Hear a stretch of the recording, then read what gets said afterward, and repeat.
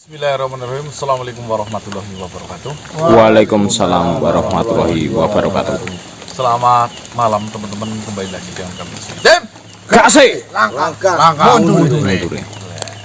Baik teman-teman, alhamdulillah malam hari ini kami bisa melanjutkan explore kembali ya, dimana kita masih mengemban tugas untuk kembali lagi ke pohon Kalimas Sadah untuk melaporkan bahwasanya kita sudah melakukan perjalanan panjang apa yang telah kita dapat ya. Terus ini juga ada sedulur perwakilan dari sedulur Kasih Jakarta, Mas Zulhan. Terus kemarin juga waktu di Surabaya ada Mbak siapa sih, Mia apa ya namanya, yang dari Surabaya perwakilan juga ada ya. Jadi kali ini sedulur Jakarta mewakili, katanya mau ikut explore teman-teman. Siap nih Mas? Siap, insya Allah. Mumpung di sini, jadi pengen merasakan gesekan energi secara langsung di hutan. Tinggal di mana Mas Jakarta nih? Tinggal di Serengseng, Jakarta Barat. Serengseng sawah. Oh ya. Mungkin Tahu Mas ya? Tahu. Udah lama di Jakarta ya.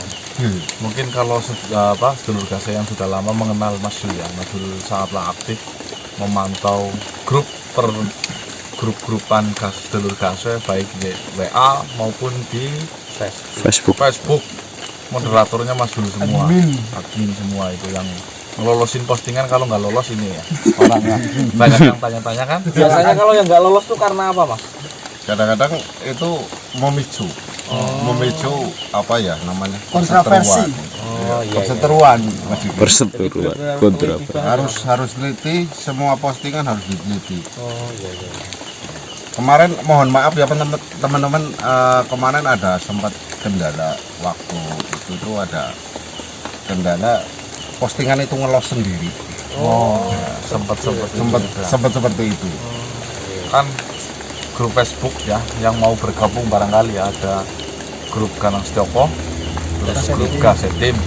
Kalau grup WA itu banyak banget Mas. Banyak banget. Kalau grup WA, tapi yang resmi yang saya buat sendiri itu The Big Family Gasetim. Itu grup yang saya buat sendiri ya. Ada juga SGH sedulur Kasih Hong Kong, SGT sedulur Kasih Taiwan, ada sedulur Jakarta, sedulur Surabaya. SGC. Setiap daerah SGS. itu ada perwakilan masing-masing ya. Alhamdulillah kekompakan dan keguyuban itu ya membuat saya semangat betul ya, dimana saya ke Jakarta langsung calling, Mas, untuk masalah Saya masa tidur lah ya. insya Allah saya tampung ini ya, ada Mas Zulhan di Jakarta, terus ke Surabaya banyak juga ya, ke daerah manapun. Alhamdulillah kemarin buktinya saya merasakan bermanfaat sekali ketika saya melakukan sebuah perjalanan panjang. Saya dikelilingi banyak sedulur. Banyak orang baik. Di Malang juga ya Mas yo. Apa? Di Malang. Di Malang, sedulur Malang ada Pak Joko, matur suwun nggih. Ya intinya itu lah. Sedulur Banyumas apa yang aktif Mas? Dulu Banyumas, Mbak siapa ya namanya? Oh, saya ingat. Balisti ya? Iya kalau nggak salah. Balisti kalau nggak salah. Ya intinya saya hafal hanya yang jadi admin-adminnya saja. Mungkin teman-teman dari sedulur dari mana mungkin pengen gabung dengan grup, disesuaikan daerahnya saja. Iya. Monggo ya. Mau gabung grup WA, Facebook, monggo silahkan. Kami persilahkan. Silahkan. Jadi saya pembukaan di sini sambil menunggu hujan reda teman-teman. Ya, saya akan menceritakan atau saya merangkum yang nanti rangkuman ini dari perjalanan awal hingga sampai ke titik akhir. Jadi tentunya bisa jadi nanti dipertanyakan. Iya. Ini juga untuk pembelajaran kita semua, ya. Kesimpulan yang kita lakukan perjalanan sampai ke 11 hari atau 10 hari atau berapa itulah kurang lebih. Lebihnya 10. Lebih 10 hari itu, kalau ditanya kita mendapatkan apa sih? Nah, mungkin teman-teman ada yang sebagian nggak menonton ya, ketinggalan.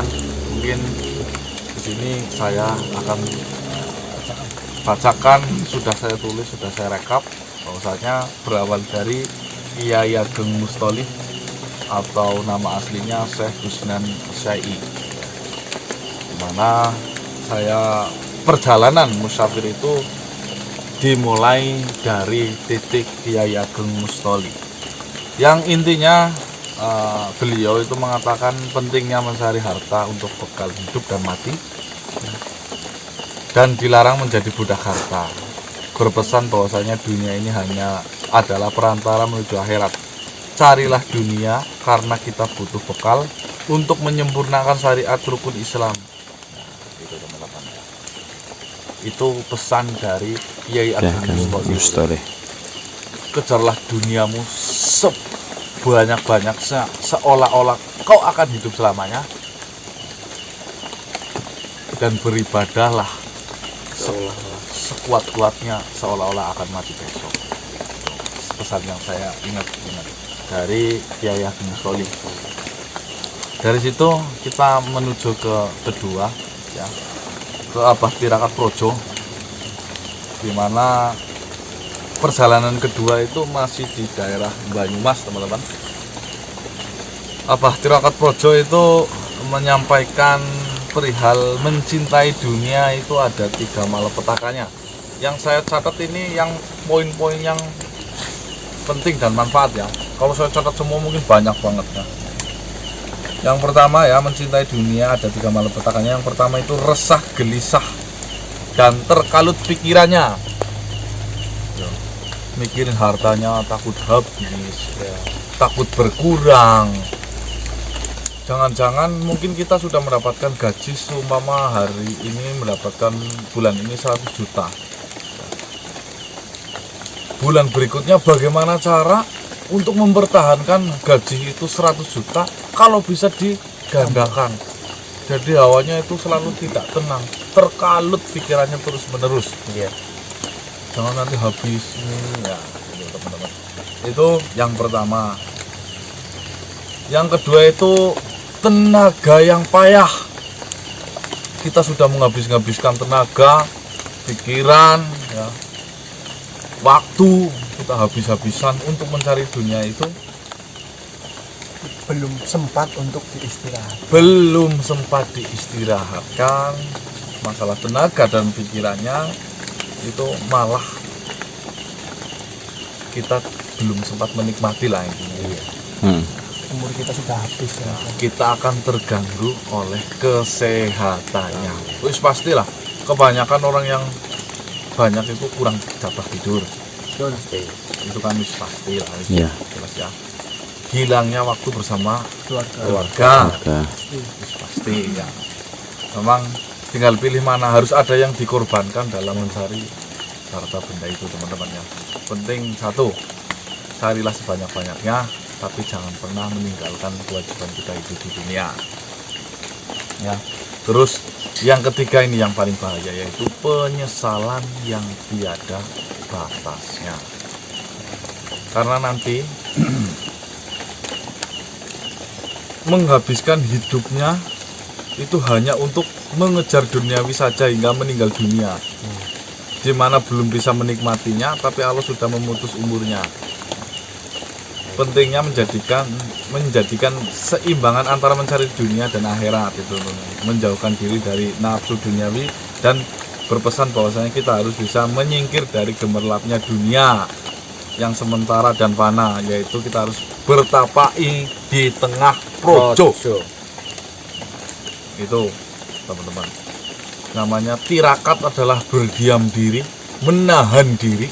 Projo itu suatu kerajaan, suatu kota yang gemerlap, Keramaian. penuh dengan Duniawi yang kemewahan. mewah. Walaupun dunia semakin maju, semakin gemerlap, tapi kita sadar kita mampu untuk melakukan apapun, tapi kita tetap tenang atau bertapa di tengah projo, menjadi manusia tetap biasa, tidak menikmati kegemerlapan dunia itu, teman-teman. Rasanya bahasa kita gaya hidup. Ya, gaya hidup yang semakin gonjang, kemewahan. Tuh ya teman-teman, ya nanti mohon di cross check ya. Ini saya nulis yang penting-pentingnya saja. Pikirannya habis, jatah umurnya habis, sedangkan kita nanti di alam kubur ditanyakan, dipertanggungjawabkan dari mana harta itu didapat dan dikemanakan harta itu dibelanjakan. Sedangkan kita sampai lupa menyadari bahwasanya harta ini tuh tidak kemana-mana, harta ini hanya bergantian ya. Kalau ada tanah 5 hektar ya teman-teman, sekarang mungkin dimiliki Diki, nggak tahu untuk berapa tahun.